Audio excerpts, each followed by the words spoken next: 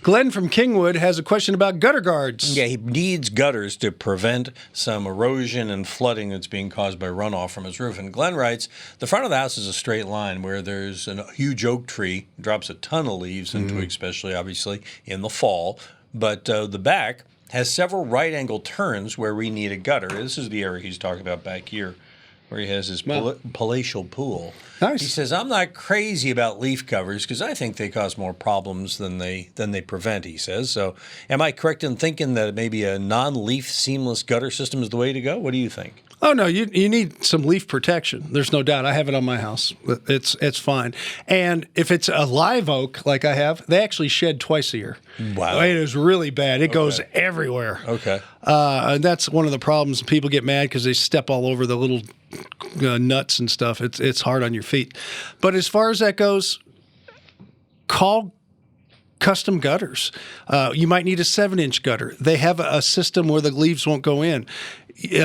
Some of the things you see on infomercials for a leaf system. Oh, like the screen one they have? Not the cheesy screen one you put up? Screen one I like better than the other one. It's a little tiny 4-inch gutter with a cap on top. Oh, geez. It won't handle our rain. No.